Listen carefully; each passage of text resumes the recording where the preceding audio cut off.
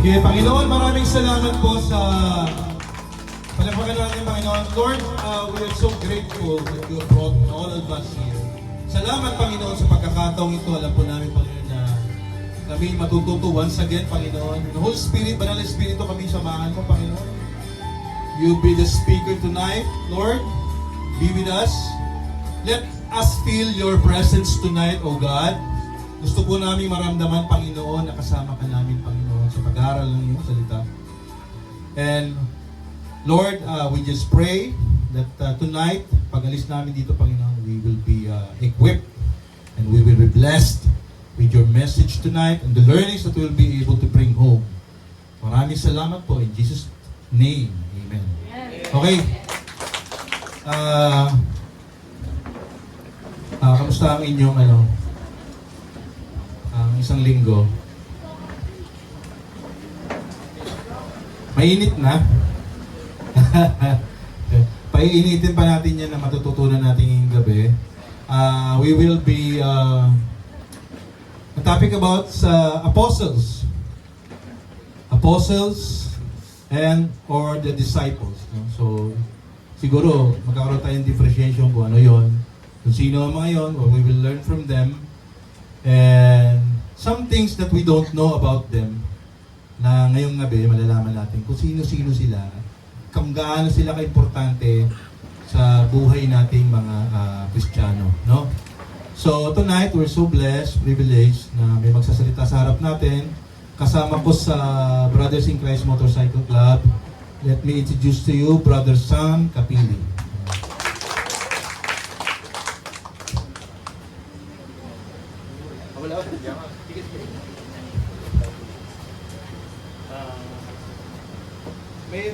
May dalang Bible? Physical Bible? Wala? Okay lang. Ano na lang? Yung digital.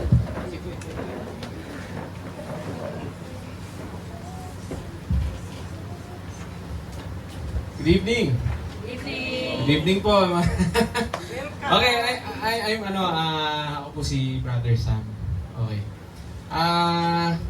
Nung minessage ako ni Brother Lawrence, actually, nasa pa ako noon. Nasa Masbate pa ako. Tapos doon ko lang nalaman, tapos sasabi nga niya sa akin, kung po pwedeng mag-speak for tonight.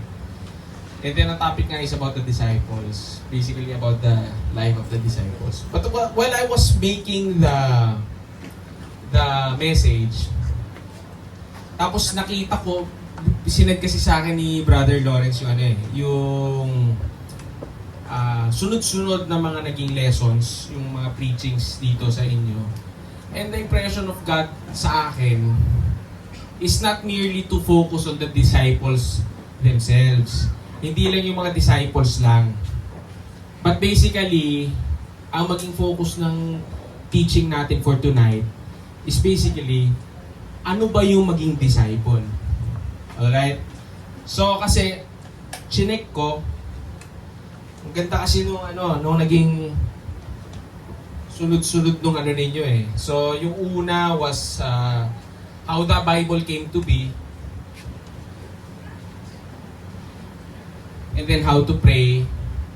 Tapos what is Christianity, the Trinity, and then yung last is about the resurrection. So basically, resurrection is about salvation story, no? Salvation story. So marami ba dito, no? Bagong Christian lang. Bagong tanggap lang. Siguro 1 year. Sino ba mga dito? Mga 6 months pa lang Christian. Yes, naman. Less than eh. Okay, so nahihiya lang siguro magtaas yung iba. Okay lang yan, guys. Okay lang na aminin natin kung bago lang tayo. There's nothing wrong with that.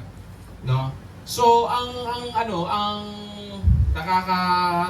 kasi doon is, ang question kasi doon, so, tinanggap na natin si Jesus Christ, no? Naging Christian na tayo.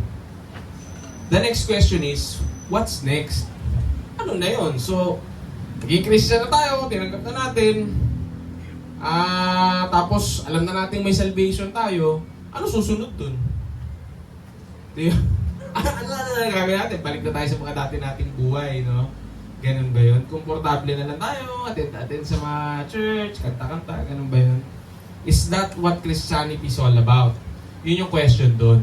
Doon papasok guys yung preaching natin, yung word natin for today. So before I start, pray ulit ako. Lord, thank you for this chance na magamit niyo ako, Lord, para sa mga kapatid natin, na kapatid kong ito, mga Panginoon. And I pray, Lord, na gamitin po ninyo ako, Panginoon, para may deliver ko yung word ninyo para sa kanila. And I hope, Lord, na after tonight, Lord, magkaroon silang ng mas matinding desire to have a relationship with you at talagang mas makilala pa kayo. Maraming salamat sa inyong pagmamahal, Panginoon, at sa opportunity na ito. In Jesus' name we pray. Amen. Alright, so quote ko lang, no? If you know C.S. Lewis, siya yung gumawa ng Chronicles of Narnia. Kung napanood nyo na yung movie na yon, siya yung gumawa nun, siya yung sumulat ng book na yon. Okay? So ang sabi niya dito, all who are called to salvation are called to discipleship. No exemptions, no excuses. Meron kasi tayong misconception, no? Kahit ako dati, no? Para akala ko, ang discipleship, to become a disciple, is to have a higher calling. Parang pagpapastor. Okay? Kasi pag tinignan mo disciples, ang una mo maiisip, sila Peter, sila Andrew, si John, si James, di ba? Yun ang maiisip mo, sila Paul, sila Judas, yun ang maiisip mo. Disciples, when you think about the disciples, sila kagad yung maiisip mo. Yung talagang dikit kay Jesus. Okay? Pero, habang inaaral ko yung hindi pala ganun. Dapat pala pag naging Kristiyano ka, automatically, you are called to become a disciple also. O, just to give you a different, naging question ko din to Sabi ko, ano ba yung 12 na yun? Disciple ba sila o apostles? Okay? Una, itong 12 na to, naging disciple sila, but later on, they were called to a higher calling, which is apostleship. That is for a different, Ang apostleship kasi is an office na tinatayuan natin, no? You are called to that. Basically, ang apostleship is fathering. Yun ang yun ang meaning ng apostleship. So may fathering ka. So basically yung those who are called to become apostles, most of the time sila yung nagsa-start ng mga churches. Okay? Yon. Discipleship, pagiging disciple is different, totally different. So basically, pag naging Christian ka, you are called to become a disciple. Alright? Sige. So ang passage natin is found in Luke 14:25 to 33. Medyo mahaba to, pero bear with me, wala rin ako physical Bible, sorry Lord. Luke 14. Okay. Sinabi kasi dito, in-enumerate kasi ni Jesus. Si Jesus actually yung nagsasalita dito. Doon sa verse na to, Luke 14:25 to 35 actually. No? Ano yung pamantayan? Ano yung steps? Paano ka magiging disciple? Okay? So let's read muna and then I'll enumerate one by one. How do we do that? No, so now great crowds accompanied him and he turned and said to them, if anyone comes to me and does not hate his own father and mother and wife and children and brothers and sisters, yes, and even his own life, he cannot be my disciple. Whoever does not bear his own cross and come after me cannot be my disciple. For which of you, desiring to build a tower, does not first sit down and count the cost, whether he has enough to complete it? Otherwise, when he has laid the foundation, is not able to finish, all who see it begin to mock him, saying, this man began to build and was not able to finish. Or what king going out to encounter another king in war will not sit down first and deliberate whether he is able with 10,000 to meet him who comes against him with 20,000? If not, while the other is yet a great way off, he sends a delegation and asks for terms of peace. So therefore, any one of you who does not renounce all that he has cannot be my disciple. Tapos yung sa 35, Salt is good, but if salt has lost its taste, how shall its saltiness be restored? It is of no use either for soil or for the manure pile. It is thrown away. He who has ears to hear, let him hear. Alright? Hindi, no? Ay, ibig sabihin. yan ang ani natin. Okay. Ang ano kasi, guys, kung titignan niyo, meron kasing tinatawag na false conversion. Okay? Meron tinatawag sa Christian world na false conversion. Ano 'yun?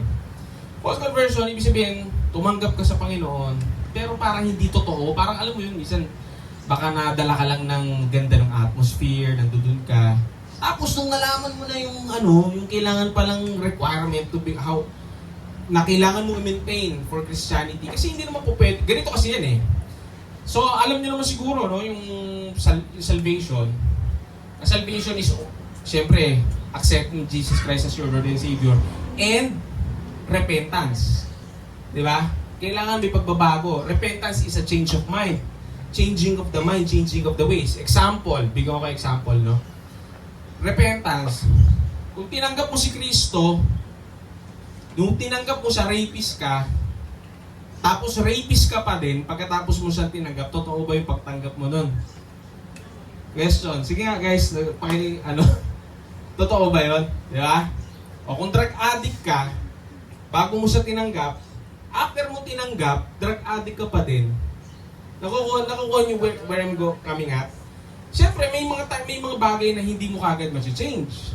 Like for example, nagsisigarilyo ka ngayon, lakas mo mag-yosi.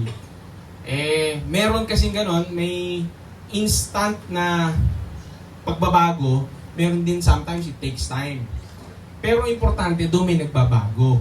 Yun yung repentance na tinatawag. Okay?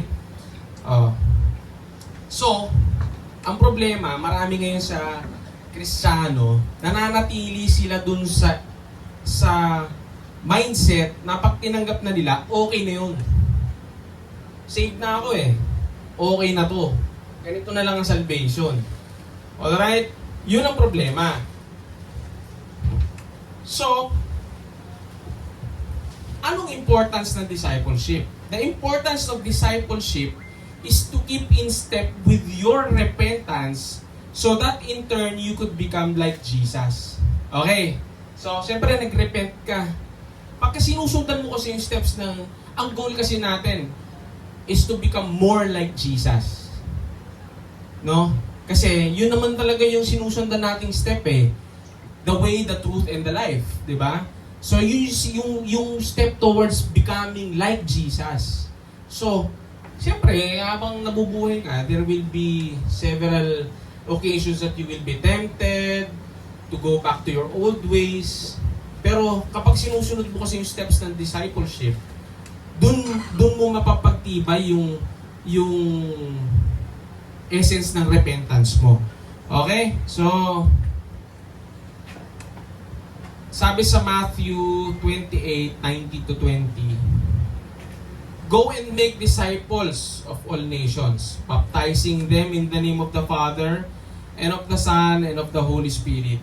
Teach these new disciples to obey all the commands I've given you, and be sure of this, I am with you even to the end of the ages." So, may command. No? May command. Go and make disciples of all nations.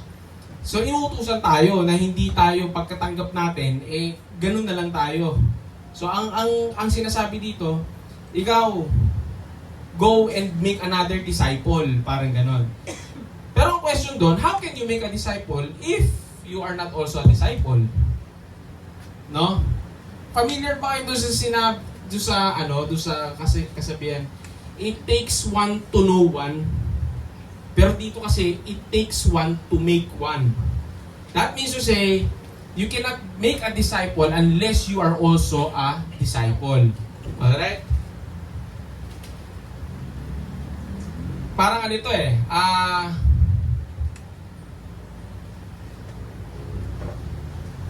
sabi niya, this means as a follower of Jesus, you should either be discipling or you should be discipled.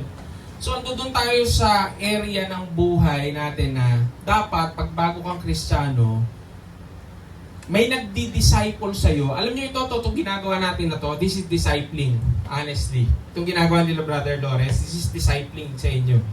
Kasi, hindi naman porket naging Kristiyano ka, you will know everything about Christianity ng ganun-ganun lang eh. Kaya kailangan mo talagang uma-attend ka, nagbababad ka sa salita ng Diyos. This is a part of it.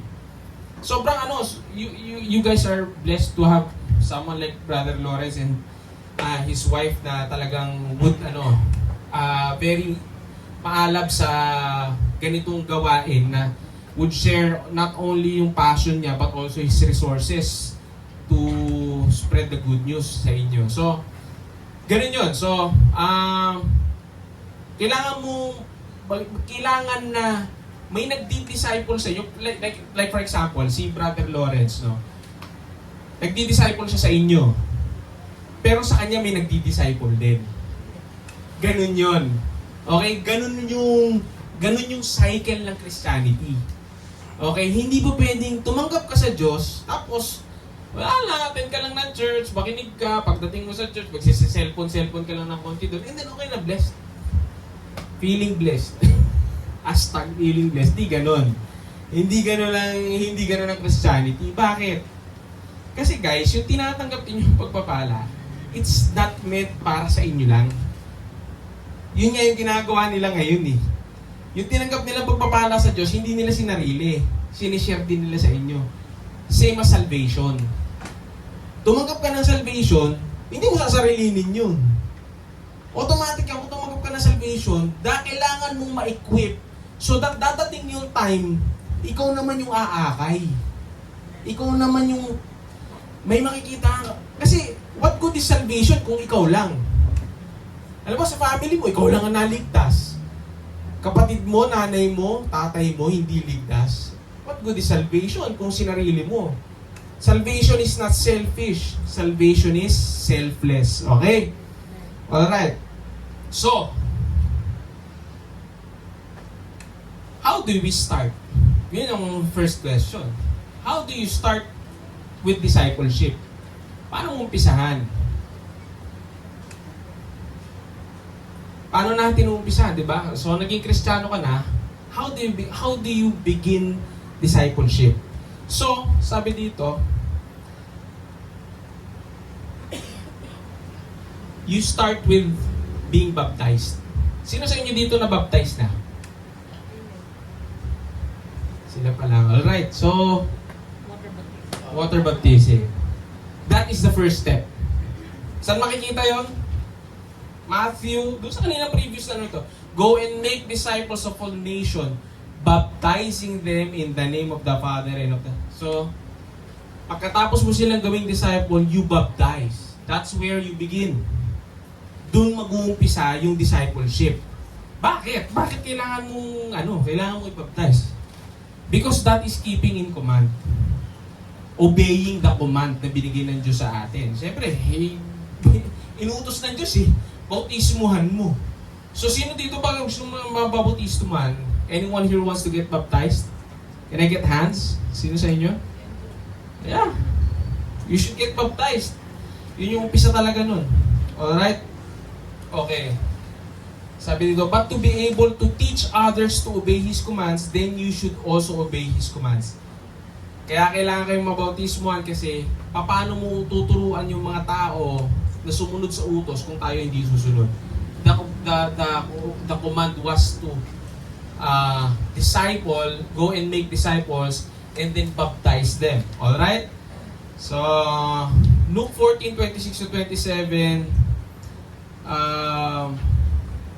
ito, ang sabi dito, pag binasa natin dito, yung Luke 24, makikita natin dito na ang sinabi ni Jesus dito, anyone who comes to me and does not hate his own father and mother and wife and children and brothers and sisters, yes, even his own life, he cannot be my disciple. Grabe, di ba?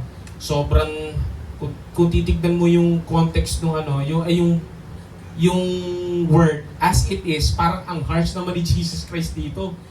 Anyone who does not hate hate his own father. Sabi mo, parang nagtuturo pala si Jesus na i-hate natin yung kapwa nating tao. Pero what does that mean? Anong ibig sabihin nung sinasabi ni Jesus doon na he who does not hate? Actually, hindi yun in a literal sense. Ang ibig sabihin ni Jesus dito, ang tinuturo ni Jesus doon sa part na yon, actually, dapat kapag dumating ka doon sa point ng buhay mo na nakilala mo si Jesus at lumalim yung relationship mo sa Kanya, kailangan yung pagmamahal mo sa Kanya would surpass any other love. Example, dito kasi sa atin sa Pilipinas, predominantly, ang religion dito, di ba, Roman Catholic. Di ba? So marami talaga akong kaibigan noon kahit dati na coming from a Roman Catholic family, tapos na-convert sila into Christianity, minsan i-disown yan. Ayaw silang anuhin ng talikuran mo yung Christianity. Katoliko tayo, sarado katoliko tayo ganun. So ang sinasabi dito, kahit dumating ka doon, piliin mo si Jesus Christ. Even if i-disown ka, piliin mo si Jesus Christ. Dapat umabot ang faith natin sa ganun. Na whatever happens, talikuran ka man ng tao, huwag mong tatalikuran si Jesus Christ. Okay? Yun yung doon, yun yung context nung sinasabi na he who does not hate. Parang ang sinasabi dito, in comparison to your love to Jesus Christ, it would be as if you hate your family. Parang gano'n. Kasi parang lagi mo pipiliin si Jesus Christ, si Jesus Christ, si Jesus Christ. Okay? So yun yung first. So pag hindi gano'n yung pananaw mo, hindi ka pa umabot doon sa ganong klase ng pananampalataya. Hindi ka pa umabot sa ganong klase ng damdamin patungo kay Jesus Christ. Then, hindi ka pa papunta doon sa disciple. Alright? Number 2 is yung sinabi dito sa rin na even your own life.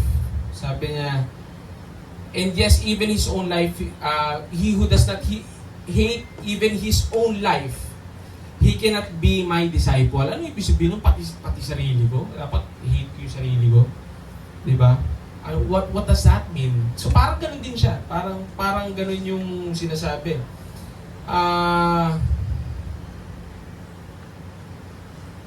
Are you familiar with the verse that says, we are called to carry our cross every day? Are you familiar with that? Na lahat tayo as a follower of Jesus Christ, we are called to carry our cross every day. Okay? Pag sinabi bang ganun, literally, ibig sabihin ba nun, yung parang nagpipinitensya? I don't know if it has something to do with that, no? Yung ginagawa ng mga nagpipinitensya, yung nagbubuhat ng krus na ganun. Kasi, yun ang sinasabi carry your cross every day. Carry your cross every day. Fun fact, alam nyo ba guys na found out through researching, ang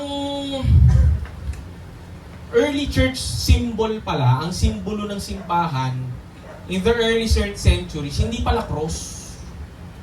Hindi pala cross. Ang simbolo pala ng simbahan is isda.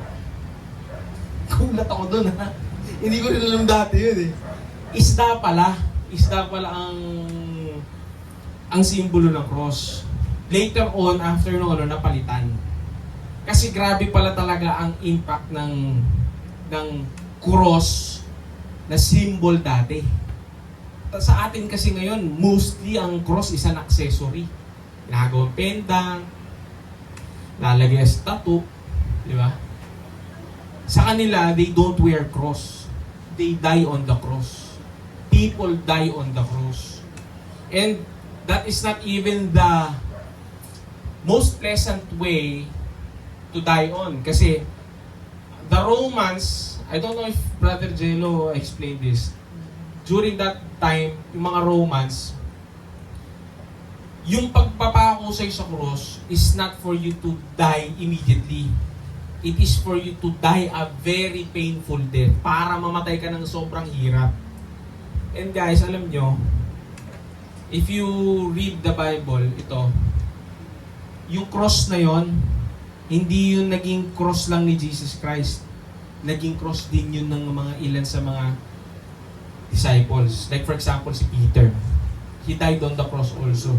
And unfortunately, sabi nga niya, I'm not worthy na ipapako ako sa cross ng parehas na nakatayo. Kaya ang sinabi niya nun, siya dapat pag ipinako siya, pabaliktad.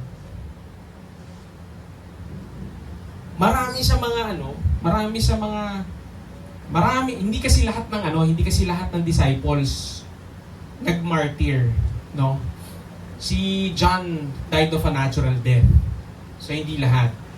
Pero grabe yung inabot ng mga disciples. Si Simon, nilagari sa gitna yun. May binato. Actually si John, before yun, inano siya ng boiling oil eh. Lahat sila namatay for the faith. And kung titignan natin, dapat yung sa atin, yung faith natin, umabot tayo sa ganun. Although hindi ba, you know why, kung bakit kailangan umabot tayo sa point na, kung halimbawa, papipiliin ka ngayon, talikuran mo si Jesus Christ. Kung hindi mo talikuran si Jesus Christ, patayin kita. Bakit? Because one day it will become a reality. Magiging totoo yun. Papunta na tayo ron sa last days. Itong last days, kapag hindi ko kasi alam kung anong mauuna, kung yung tribulation or rapture. Wala kasing dun what if mauna yung tribulation na tinatawag? Di ba napahihirapan muna yung mga believers? May mga mangyayari na papatayin sa harapan mo yung pamilya mo para talikuran mo si Jesus Christ. Palagay ka na 666 Di ba? Paano kung mahina yung faith mo? Mahina, hindi ka pang umabot dun sa ganun. Di tatalikod ka na talaga. Isa-sacrifice mo na lang yung faith mo. So, yun yung sinasabi dito. No? Kailangan umabot ka dun sa ganun. So, carrying your cross is actually not literally ibig sabihin nun yung parang sa penitensya na buhatin mo yung cross. Carrying your cross means denying yourself. Okay? You should deny yourself. Deny yourself of what? Ano yung kailangan mong i-deny sa sarili mo? Diba? Ibig sabihin, paano bang kailangan kong i-deny na mga bagay-bagay? For example, Saturday, pagod ka. Sunday, kinabukasan, naantok ka pa. Ayaw mo magsimba, sinasabi sa'yo ng laman mo matulog ka pa. Hindi. Deny yourself. Tayo ka. Punta ka sa church. Yun, that's denying yourself. Ano pa? Ano pa mga examples ng denying yourself? Kunyari, meron kang kinaiinisan, galit na galit ka. Parang ayaw makipag yung i-humble mo yung sarili mo, kalimutan mo yung pride mo, that's denying yourself. Ikaw makipag-ayos kahit na hindi naman ikaw may mali. That's denying yourself. Diba? Yung tipo bang alam mong merong babangga sa gawain ng Diyos na dapat tinanguan mo pero niyayaya ka doon, hindi ka na lang sumama doon, sinacrifice mo yun para doon sa gawain. That's denying yourself. God is calling us to deny ourselves every day. Ang dami niyan. Ang dami yan. Diba, kunyari, bigay mo yung tithe mo kahit medyo kailangan mo yung pera, pero kailangan mong ibigay yung sinabi sa ng Diyos na ibigay mo. That's denying yourself. Yung sumunod sa Panginoon. So we are called to deny ourselves. Okay? So number 1, step ng pagiging disciple is to what? To love God more than our families. That's number 1. Number 2 is to what? Deny ourselves. Alright? Number 3,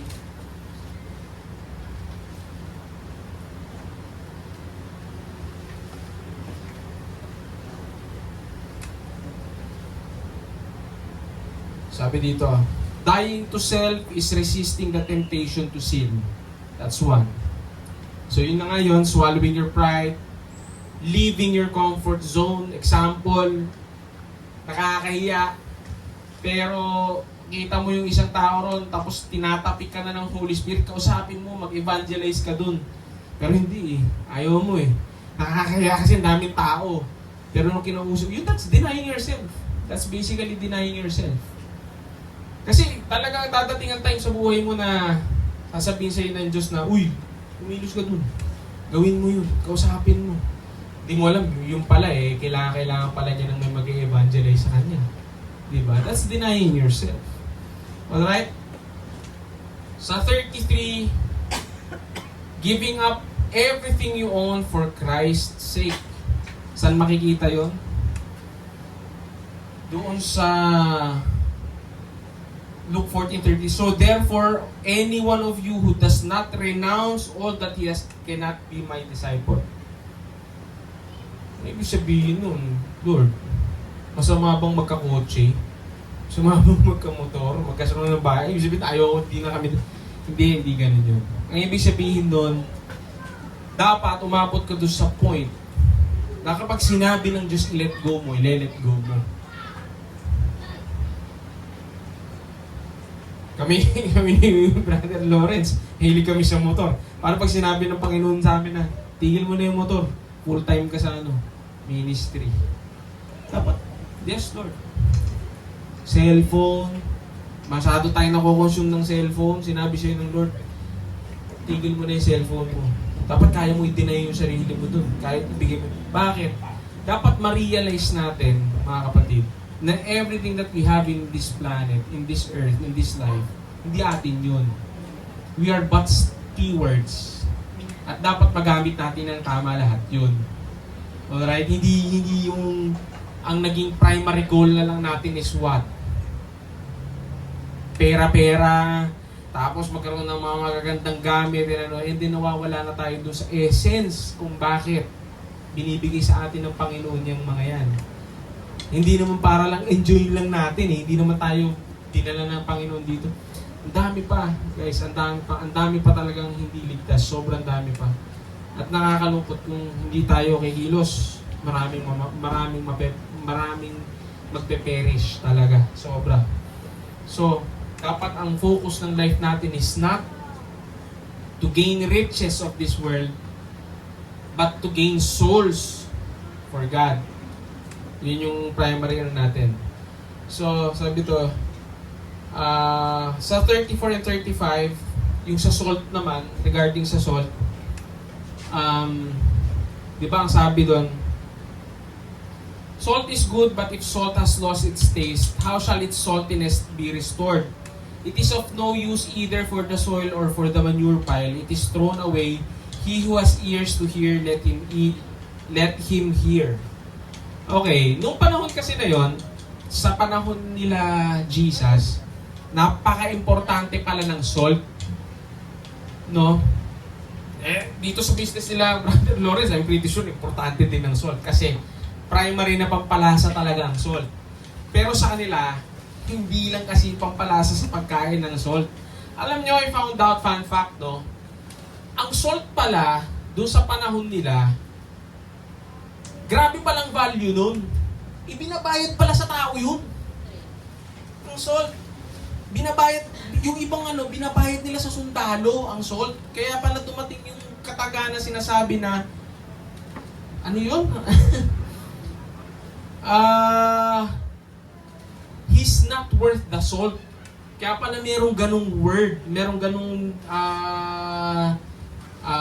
salita na may saying pala na ganon, he's not worth the salt. Meron palang ganon. Kasi pala, dati, kung wala kang pera, kung wala kang pwede mong ibayad yung salt. Ganon pala ka-importante ang salt sa panahon nila. You know why? Kasi ang daming gamit ng salt. Dito sa Anabu, ang pinakasikat dito, di ba? Menudo. Menudo, pinakasikat na pagkain dito Sobrang sarap ng menudo dito. Marami kasi akong kaibigan dito sa area na to Kaya talaga, number 1, lagi may menudo. Ang menudo dito, sinasangkot siya gabi pa lang. Gabi pa lang, babat na yan, sinasangkot siya gabi pa lang. Pag nagpunta kayo ng Sagada, meron silang tinatawag doon na itag. Itag, karne ng baboy yun. Na nakababad sa asin. Kasi hindi uso sa kanila yung ref talaga. Actually, talagang makikita mo yun, parang nangingitim-ngitim na nga yung laman nun eh. Pero sobrang sarap nun. Itag. Ganun yung proseso. So, ang purpose ng salt sa kanila, sa ibang mga lugar like Sagada, yung panahon nila Jesus, was to preserve yung meat and to prevent rotting. Yung pagkabulok para ma-prevent yun. Yun yung purpose ng salt dati. May isang ganon. Isang purpose. Second, sa dumi ng ginagawa kasing fertilizer, panahon na yun, puro namang kabayo, baka, di ba? Wala namang sasakyan. So, primary mode of transportation is through horses and cows, pero vast majority is horse and donkeys. So yung mga manure nila, yung mga tayo-tayo ng mga baka, kinukuha nila yon, ginagamit nila as pataba sa lupa. Pero pag nilagay nila yun, minsan tutubuan kasi ng weeds yun, ng damo, yung mga talahib, mga ganyan. So pag nilagay mo siya kunyari sa mga crops, like for example palay, nilagay mo doon, tutubuan yun ng talahib. Mamamatay ngayon yung palay. Kaya ginagawa nila ngayon dun sa manure, nilalagyan nila ng salt para hindi tuloy tubuan ng weeds. Okay? So, tayo, as Christians, ang sinasabi ng Panginoon sa atin, we are valuable and your life can make a difference. Just like a salt. Because salt back then is valuable and it makes a lot of difference. Hindi lamang sa pagkain, kundi pati dun sa manure. May secondary use pa siya. Okay? So, ganun ka-importante yun. So, parang kino-correlate ng Panginoon yung buhay ng isang Kristiyano sa isang asin.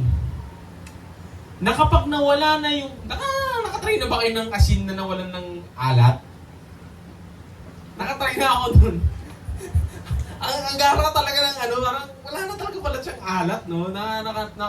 Yung mga, try nyo yung mga nasa garapon na medyo nagpawis na yung pag tinignan mo yung iba doon, wala nang alat yun eh.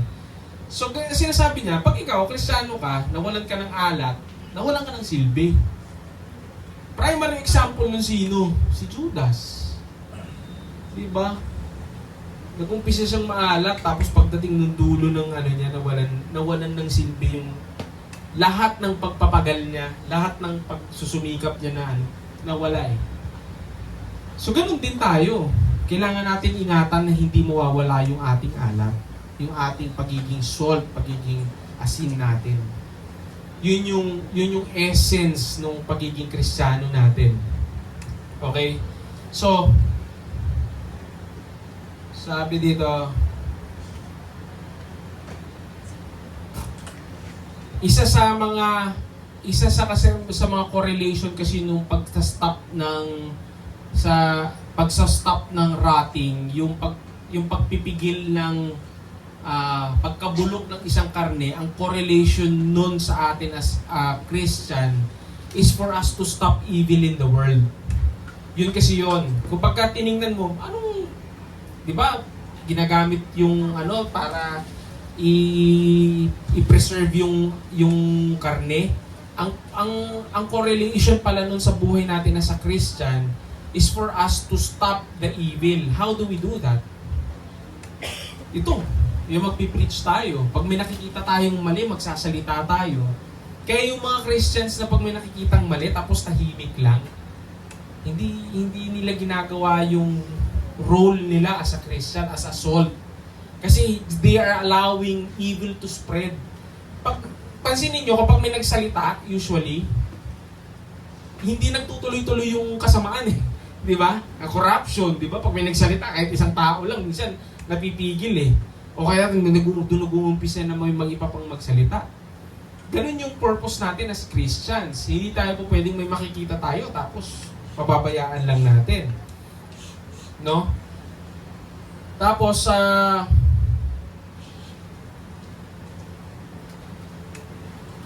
we are also to speak of the most important things because salt stimulates thirst.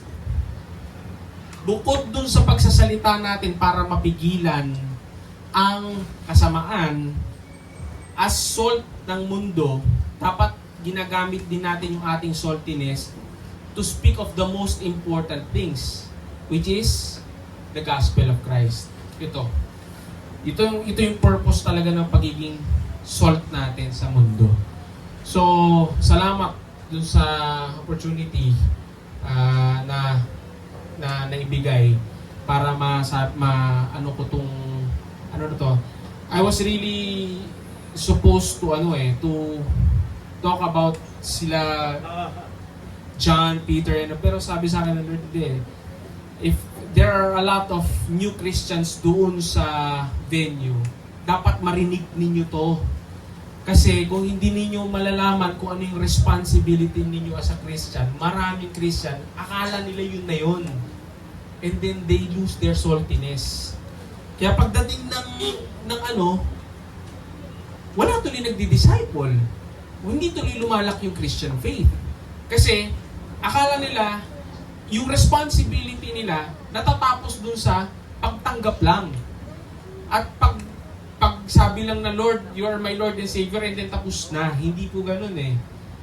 Ang responsibility natin pag tumanggap tayo sa Diyos is ito. So that dadating yung time, hindi ko naman sinasabi mga kapatid na magiging ganito din yung gawain, pero malay nyo, mag-umpisa sa isa sa inyo, magkakaroon pa ng isa pang ganito na nagbunga dahil dito. Di ba? Apakaganda no, mga kapatid. Pala natin pa no? Kung isipin ninyo yung ganung idea, no? Out of dito sa ilan tayo nandito, siguro mga 30, 40 katao, may mag-umpisa lang ng dalawang gawain pa ng ganito din, tapos mamumunga 5. Grabe yun. Yun yung gusto ng Panginoon. And then from doon sa na yun, mamumunga, that is discipleship. Yun yung Great Commission na tinatawag ng sinasabi ng Panginoon. And lahat ito, itong sinasabi ko na to, pag inaral nyo yung buhay ng mga disciples, lahat itong ginawa nila. Lahat ito nagsimula sa kanila. Parang ang blueprint ni Jesus doon sa buhay ng mga disciples niya No? Not every disciple is called to be an apostle. Pero all Christians are called to be disciples. Okay? Yun yung importanteng malaman natin dito. So if you're a Christian, hindi po yung sabihin, ano lang ako, member lang ako. Wala pong ganun. Kasi dadating ang time, ikaw kailangan mo ring mag-share. Kasi ang proof na totoo yung conversion mo, na hindi false yung conversion mo, ang proof nun, number 1, bunga. Kailangan may bunga, mga kapatid. Paano kung 10 taong ka ng Kristiyano, wala man lang naligtas sa pamamagitan ng buhay mo, wala man lang ibang, anong klase Christianity yun? Diba? Hindi po ganun eh. Lahat tayo tinatawag para magkaroon ng bunga. Lahat tayo, hindi lang, kasama na siyempre yung fruits of the Holy Spirit, pagbabago ng ating mga buhay, di ba? Yung sinasabi ko kanina, kung dati kang mamamatay tao, after mo ba maging Kristiyano, mamamatay tao ka pa rin ba? Siyempre, hindi na. Magkakaroon ka ng kindness, goodness, patience, self-control, and all of that, plus, magkakaroon ka ng bunga na kaluluwa. Purihin ng Panginoon, salamat po sa gabi.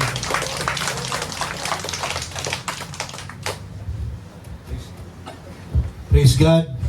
May natutunan ba tayo? Amen. Kailangan nating magmadali na. Yun yung bottom line doon. Hindi nyo kailangan magpa-equip ng super equip. Talagang marami matutunan. Every inch of the Bible, hindi na po kailangan yun. No? You just learn the basics, memorize and learn a few verses in the Bible, and you can share it. The good news. No? Kasi, yung mga disciples, ang apostles, ilang taon lang ba? 3 years. No? 3 years?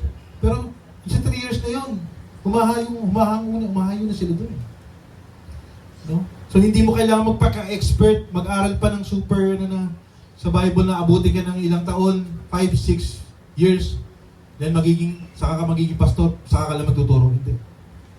You can start with your own family, your friends, Kahit imbitahin mo lang dito, kasi meron tayong tinatawag na, kasi when you say evangelism,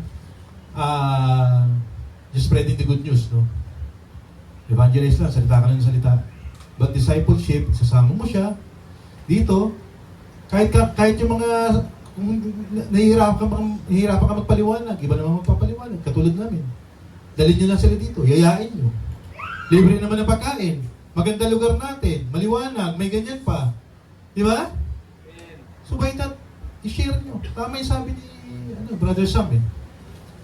Discipleship is not being selfish, it's selfless, and it should be shared. Salvation should be shared. No, kailangan i-share nyo. So nagkabaliktad kami topic, tama yung sabi niya. Dapat more on Pero I will discuss it. Pero tama si Brother Sam, hindi tayo mag-focus sa buhay ng mga disciples. But some points in their lives. Pero let me enumerate. Paki-flash yung first, now the name, yung first disciples. 12 apostles. Lately, meron akong kaibigan na namatay yung tatay niya. So, tinawagan ako, Are, baka pwedeng puntahan mo yung tatay ko kasi naghihingalo na. Sabi ko, sige, may meeting lang ako. Baka pwedeng patanggapin. Mag-prayer of acceptance. Sige, may meeting lang ako. Punta ako. Nalate lang ako ng 15 minutes na matay niya. Hihintayin pa ba natin ng ganun? Mismo ang pamilya natin, hindi natin share, hindi natin napatanggap, hindi natin hindi natin na magkaroon ng salvation. Kasi wala na, patay na. So, kapag you're on the deathbed, no, may chance ka pa hanggat nakakapag-response ka pa. Pero hindi na umabot. So, sayang, no? Isang kaluluwa. Hindi, isa ba yun? Yung kumparing Eric ko, hindi, ganun din nangyari. Hindi na ako umabot sa pinag-pray ko na lang. Alam mo, pinag-pray ko, hindi na yung patay kasi patay na yun No? Isang beses lang mabubuhay ang tao at pagkatapos noon ay kahatulan na. Pag namatay, kahatulan ka agad. Wala na pong, ano ba yung tawag doon? Wala na yung purgatorio. Purgatory is never mentioned in the Bible. No? Wala pong gitna. Kasi unfair It's logical. Bakit walang purgatorio? Very logical Bakit? Naging masama ako buong buhay ko. Masama ako buong buhay ko. Then namatay ako. May magdadasal para sa akin para mapunta ka sa langit. Very unfair. Paano naman yung nabuhay ng tapat mula pagkabata hanggang mamatay?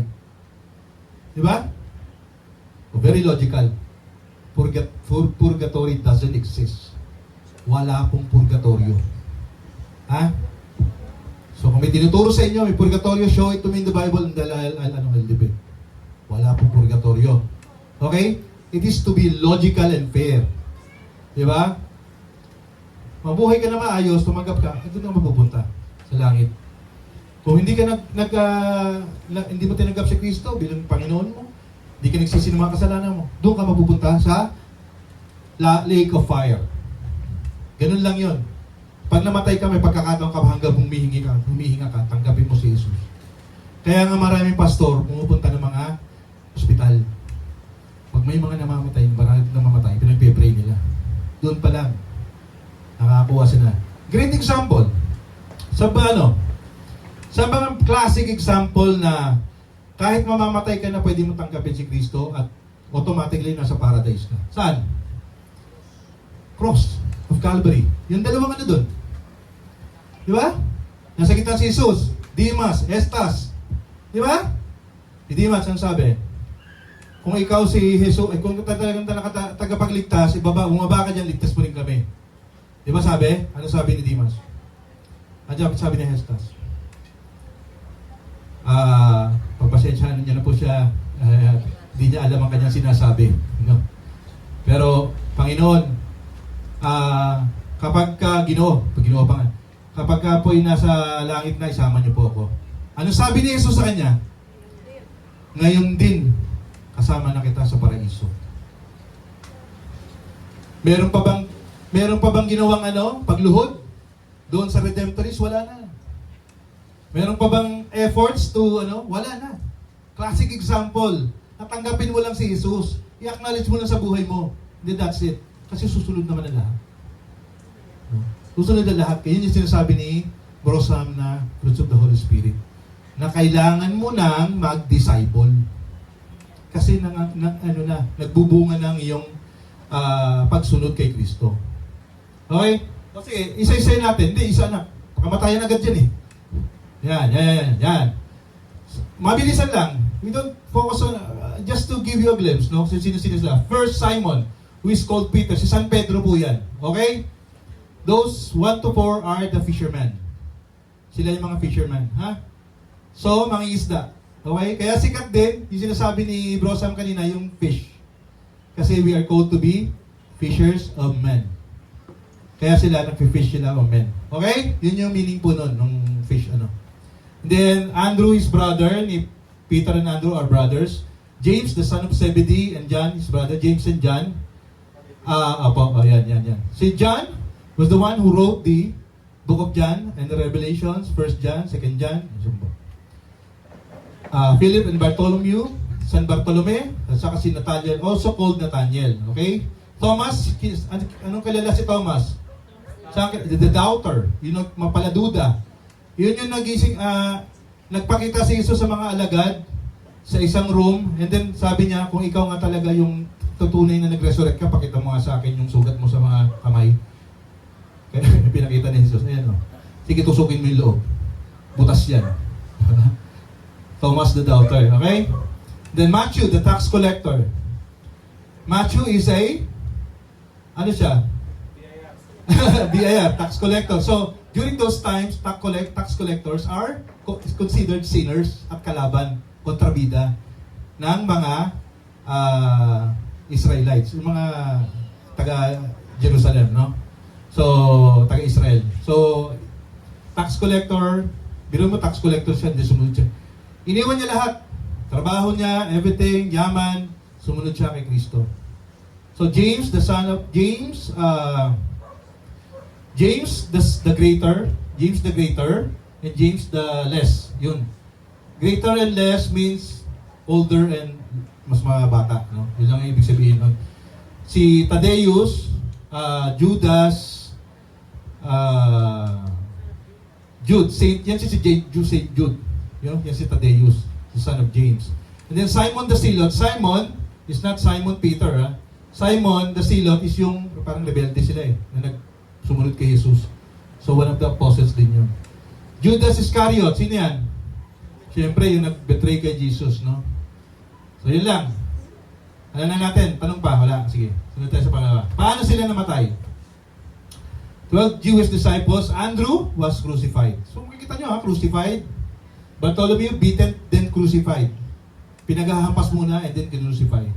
James, the son of Alphaeus, stoned to death, binato.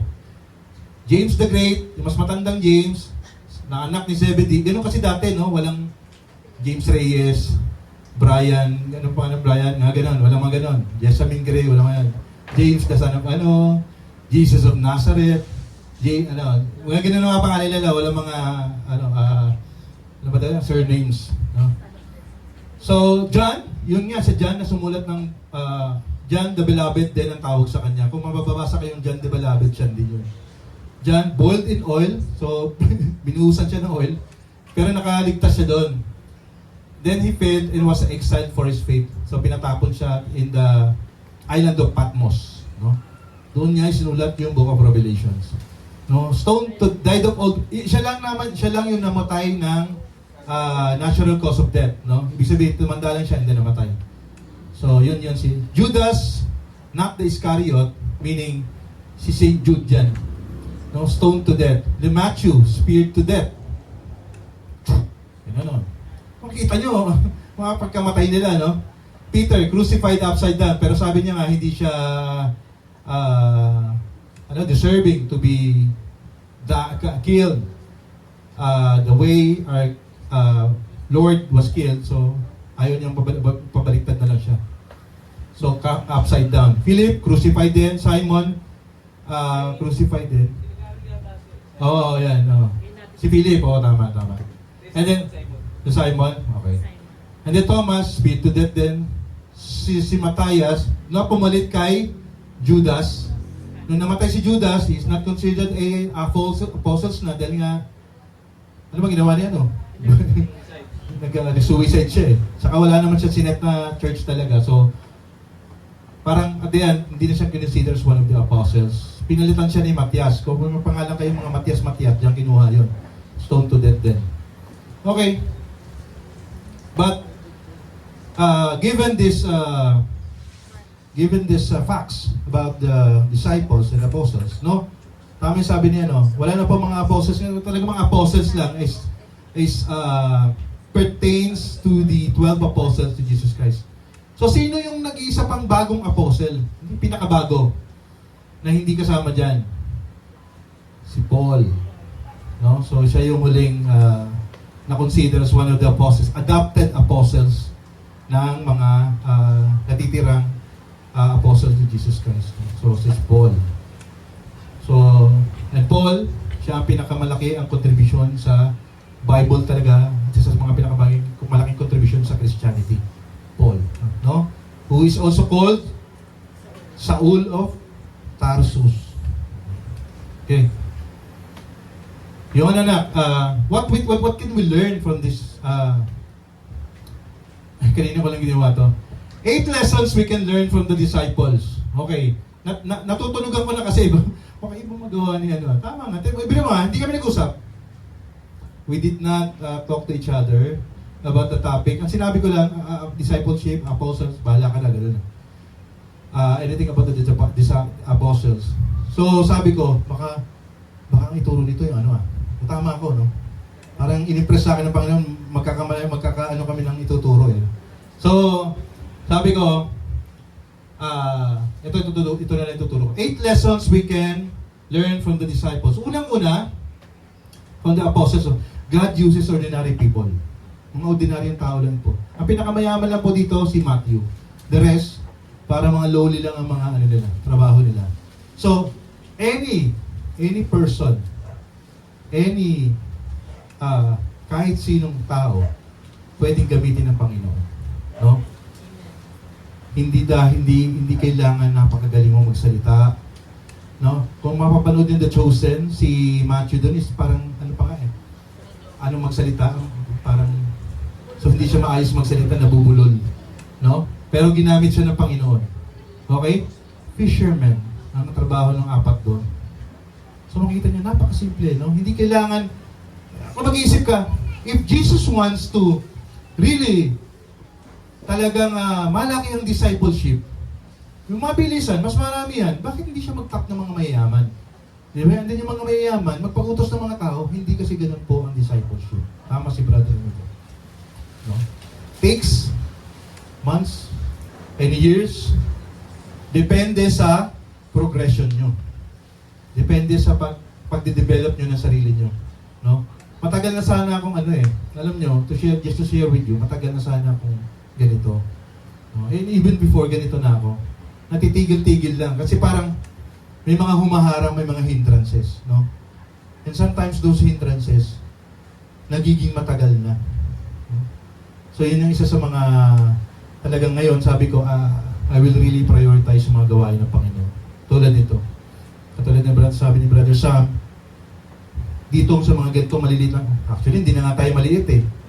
Nung nasa Abu Dhabi kami, ilan na kami? Nagsimula kami 5. And then, naging 7. Naging 10, naging 12. Naging isang church na. Malaking church na. Bakit? Karamihan sa tao ngayon, kailangan ng may hunger. Kailangan mong magsalita. Kailangan makarinig ng salita ng Diyos. So, one time, meron nga akong meron ako sinisiran. Ang sinabi ko lang sana, mahal ka ng Diyos. Ayun pa lang ang sinasabi ko, lumuha lang So, huwag niyong i-undermine. Huwag niyong maliitin yung power ng Holy Spirit to guide you. No? Just pray for it. Kung taon to, simulan nyo sa asawa nyo, kapitbahay, no? Sa kapatid, sa mga kaibigan, Attend tayo doon. Bakit? Masarap matuto eh. Di ba? And then, kahit huwag nyo muna, kung hindi pa kayo kabisado talaga sa ano. Pero you need to equip. That's the reason why kailangan magbabasa din kayo. Yeah, pinag-aaralan nga natin dito yung pinag-aaralan natin yung 4SL, 4 spiritual laws na kailangan pwede nyo i-share. Mahal ka ng Diyos at may planong maganda sa iyo ng Diyos. Sumbunan mo na sila noon. Kaso may nag-hindrance. Meron ng basic. May naghumaharang. Ano yung humaharang na yan? Sin. Kasalanan. Pag-aralan nyo lang yung flow. Kasalanan. At ang kabayaran ng kasalanan ay kamatayan. Unti-unting pagkamatay ng iyong kaluluwa. Second, na pwede nating lessons we'll learn from the disciple. God uses people who have done great wrongs. No? So, sino ba dyan yung mga nagkamali? Sino? Paul. Ano ginawa ni Paul? Pinapapatay niya, pinapersecute niya yung mga Kristiyano. Naniniwala kay Kristo. Hinapahabol niya. And in fact, he was the one who ordered the execution, stoning of Stephen. Siya nagutos. So, patayin niya. Patuhin niya. So, sa mga penalties of death dati is stoning. Napaka gore. Violent, no? So, lahat tayo, kahit mga nagkamali tayo, pwede tayong gamitin ng Panginoon. No? It doesn't really matter. Kanina binabanggit nyo, nakapatay ka ng tao. Pwede kang gamitin ng Panginoon. Nakapatay ako. Ang bigat ng kasalanan ko. Nangalon niya ako, nakapatay ako. Nagnakaw ako. Hindi. Basta magpagamit ka. Kung magpapagamit ka. Mas papaboran ka ng Diyos kaysa doon sa mga walang mga kasalanan na ayaw magpagamit. God qualifies the unqualified. Hindi ka qualified, kala mo lang, qualified ka. No? Qualified ka magsalita in behalf of Jesus. Mas papaboran ka ng Diyos kahit nakapatay ka na. Basta magpapagamit ka sa Kanya, susukong ang buhay mo sa Kanya. Kaysa doon sa mga wala namang kasalanan nga, maayos ang sa lipunan. Ayaw naman pag-gamit sa Panginoon. Mas papaboran ka ng Diyos. Kaya kami tinatawag tayo, Christians are highly favored. Ako, bihira kong gamitin yung salitang blessed pero highly favored tayo. As Christians, highly favored tayo. Mas pinapaboran tayo ng Diyos. Kristiyano ko eh. Diba? Nasa pila ka, maghahanap kang trabaho. Oh. Mas less ang qualifications mo. Nag-submit ka, Lord, kayo na pong bahala. Anak mo ko eh, kailangan ko trabaho. Pasa mo. Papaboran ka ng Diyos. Bakit? Anak ka niya eh. Diba? May favor sa'yo agad. Sample lang yun. At maraming pagkakataon, pinakita sa akin ng Diyos yan. Kung kukwento ko lahat ngayon, kulang hanggang bukas. Yung pabor na nare-receive ko sa Panginoon over other people. Hindi nga po ako nakagraduate. Alam niyo ba yun? Oh. I did not graduate. I lack 9 units to graduate. I don't have special degrees, anything. Wala po. Pero God qualifies the unqualified. Diba? So, huwag niyo maliitin ang kapangyarihan ng Banal na Espiritu to guide you, to equip you. Pray. And then yung prayer niyo dapat may fervor. May effort. Amen? Pangatlo, the disciples had teachable hearts. Kailangan kasi, katulad niya, that's the reason why we're here. Bakit tayo nandito? At bakit may mga inibitahan tayo dati na hindi na bumabalik? Kasi you have more teachable hearts. Hindi ka matututo, hindi ka gagamitin ng Panginoon kung wala kang pusong madaling tatanggapin ang mga bagay-bagay about Christianity. Di ba? How would you be equipped in life? Ako, ang sabi ko nga, kaya ako nandito because tinatanggap ko lahat eh. Kung mali ako, mali ako. Kung hindi ko alam, hindi ko alam. Ganun lang yun. Huwag yung pride. Tanggalin na niya yung pride chicken na yan. Yung pride na yan talagang will really hinder your growth with God. in growth in knowing God. Amen? So dapat teachable ang hearts natin. Matuto tayo sa mga, kasi lahat sila teachable eh. Lahat sila nakikinig. Diba? Tandaan nyo, our Lord Jesus ministered at only the age. May mas matanda pa nga sa kanya dyan eh. Age of 30. May mga 35 to 40 pa nga dyan ng mga disciples. Pero nakikinig sila kay Jesus. Ganun yun. Dapat, when someone nandito, makinig tayo, then isa puso natin, gawin natin. Isa katuparan natin. Kasi sayang, ang mga pagkakataon nandito tayo, nagsasayang tayo ng tapos wala namang bunga. Di ba? Dapat magbunga yung ating ang pagsunod at pakikinig dito. Amen? Pang-apat, God loves and blesses us despite our weaknesses. Marami tayong weakness. No? Si Thomas. Duda. Mapagduda siya eh. Hindi mo totoo yan? Sabi niya, darating ang ating Panginoon. Hindi totoo yan. Sabihin, maniniwala na ako pag nakita ko na yung hands niya na may sugat. Pero ano sabi, huwag kayo mag-alala. I understand, Thomas. Naintindihan kita. Amen? Kahit may mga kahinaan tayo sa buhay, sa sarili, i-bless tayo ni Lord. Sabi ko nga sa inyo, I lack 9 units to graduate. And yet, God blesses us with so much. Hindi ko kailangan mag-aral ng masteral. Amen?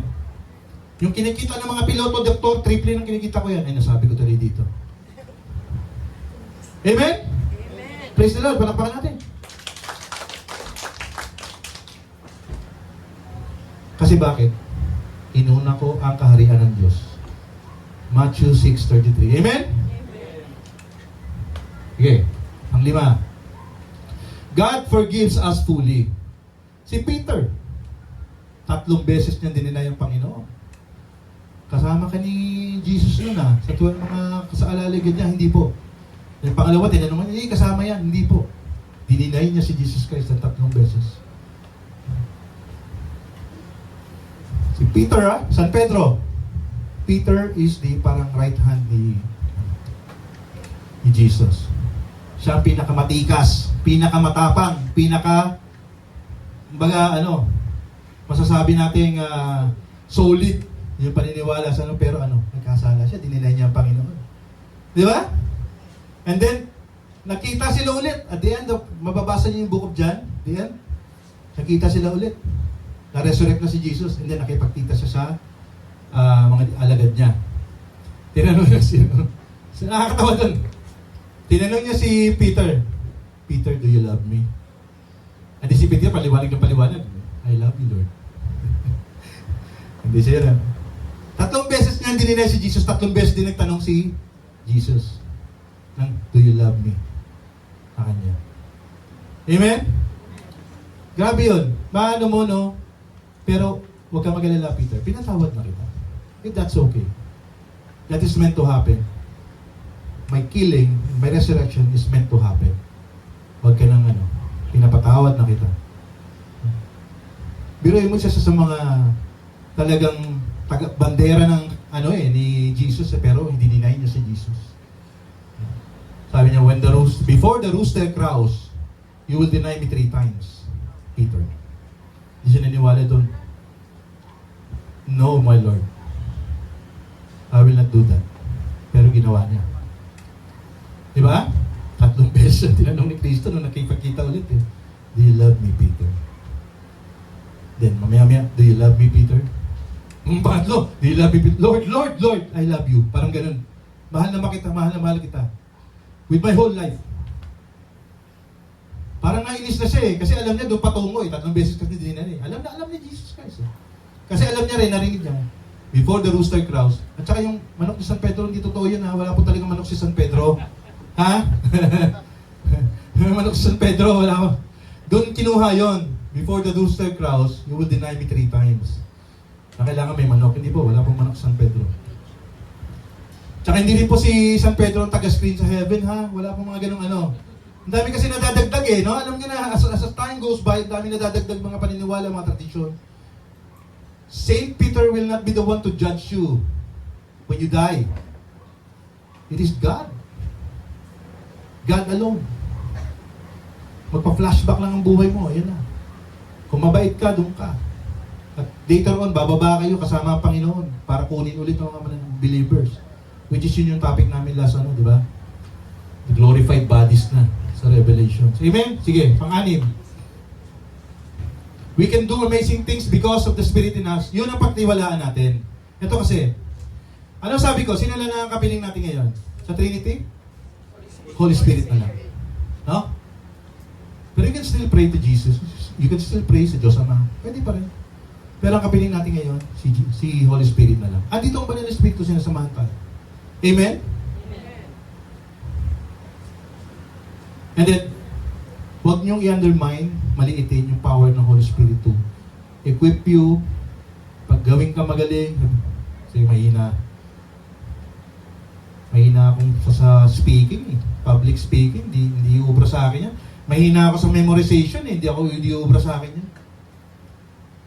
Kausapin mo Banal na Espiritu, sabihin mo sa Kanya, ang gagawin mo ay para sa kaharian niya, bibigyan ka niya ng power.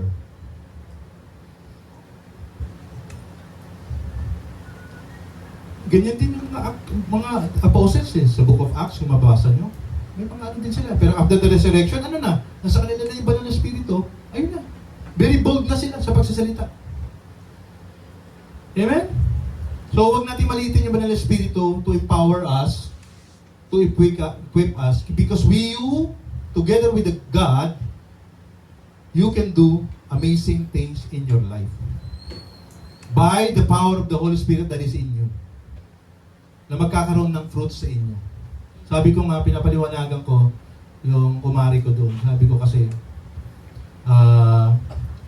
wag kasi ganito, may problema sa asawa niya, di ba?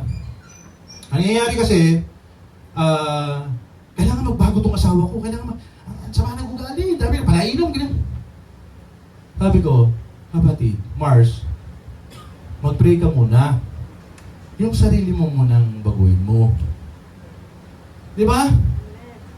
Isuko mo muna ang buhay mo sa Panginoon bago mo ipag-pray na yung asawa mo, isuko din yung buhay niya sa Panginoon. Di ba? Because the best tool of evangelism is ano? Yourself. Sarili mo. Pag nakikita maayos ang gawa mo. Di ba?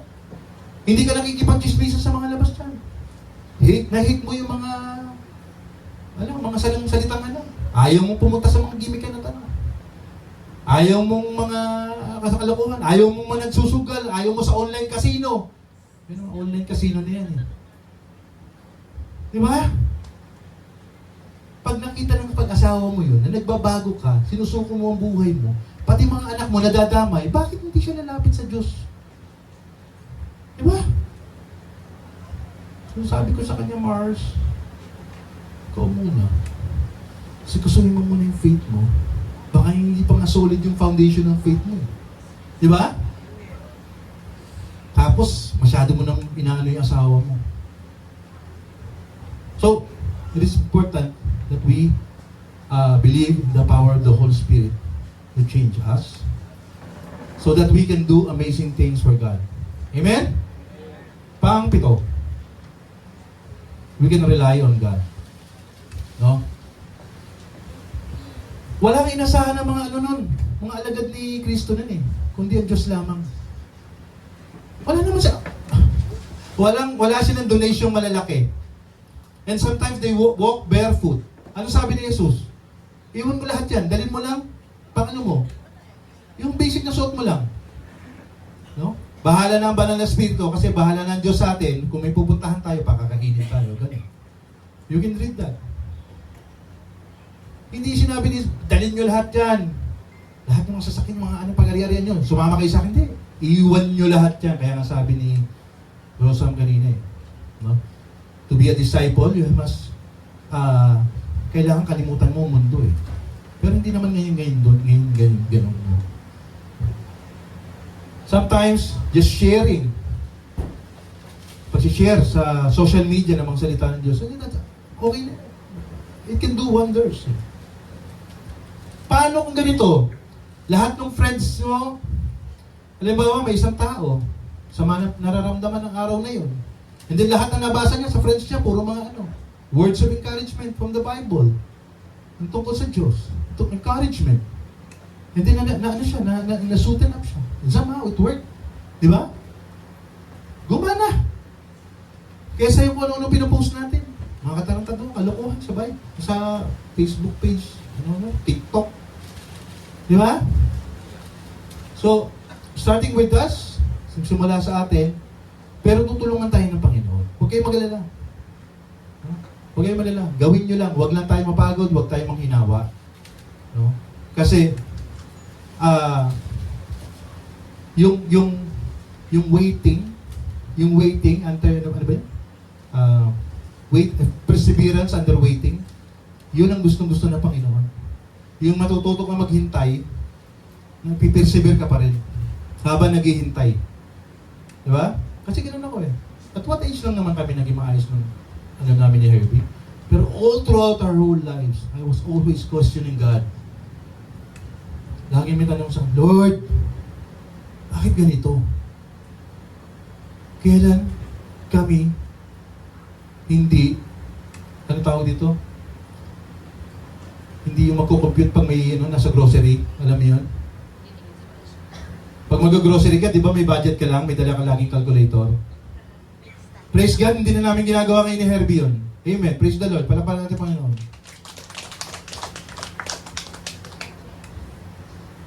And I pray that all of you maranasan din yung ganun. Yung hindi na tumitingin sa calculator, hindi na tumitingin sa presyo.